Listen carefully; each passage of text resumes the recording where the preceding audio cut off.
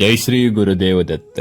मित्रांनो, आजचा दिवस खूप पवित्र आहे, कारण आज दत्त जयंती आहे. दत्तगुरूंनी आपल्याला दिलेल्या शिकवणी, कृपा आणि जीवन बदलून टाकणाऱ्या विचारांबद्दल आज आपण काहीतरी बोलणार आहोत. दत्तगुरू कसे होते? दत्तगुरू म्हणजे 3 देवतांचं प्रतीक, ब्रह्मा, विष्णू आणि महेश. निर्मिती, पालन आणि संहार हे सगळं एका रूपात अनुभवायचं असेल तर दत्तगुरूंकडे बघा. त्यांचं रूप शांत, पण त्यांची शक्ती अपार. दत्तगुरूंचा अर्थच आहे जो योग्य मार्ग दाखवतो आणि चुकीच्या मार्गांपासून वाचवतो. जय श्री गुरुदेव दत्त. दत्तगुरूंची कृपा कशी ओळखायची? लोक म्हणतात दत्तगुरूंची कृपा मिळते तेव्हा मन शांत होतं, भीती संपते आणि आयुष्यात अचानक योग्य गोष्टी घडायला लागतात. कधी नकळत एखाद्या संकटातून बचाव होतो, कधी रस्त्यात योग्य माणूस भेटतो, कधी मनात असंख्य प्रकाश पडतो. हे योग्य आहे, हा योगायोग नसतो, हे दत्तगुरूंची कृपा असते. दत्तगुरूंची खरी ताकद म्हणजे काय?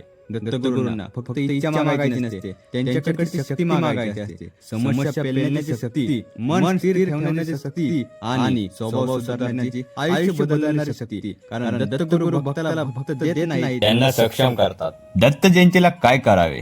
आजच्या दिवशी जास्त काही नाही लागणार, फक्त काही मिनिटं शांत बसा. ओम श्री गुरुदेव दत्त हा जप करा, मनात एक इच्छा करा आणि सांगा, दत्तगुरू मला योग्य दिशा द्या, मी मेहनत करे. जेव्हा भक्त मनापासून बोलतो तेव्हा दत्तगुरू नक्कीच मार्ग दाखवतात. ही अनुभवाची गोष्ट आहे. आपण सगळ्यांनी काय शिकलं पाहिजे? आपण सगळे आयुष्यात कधी ना कधी थकतो, गोंधळतो आणि वाटतं की सगळे दारे बंद झाली. पण दत्तगुरूंचा संदेश एकच, तू एक पाऊल पुढे टाक, बाकी मी पाहतो. आज दत्त जयंती आहे. आजपासून एक संकल्प ठेवा, दररोज 5 मिनिटं शांत बसून स्वतःला सुधारण्यासाठी काहीतरी शिकणार आणि हार न मानता पुढे जाणार.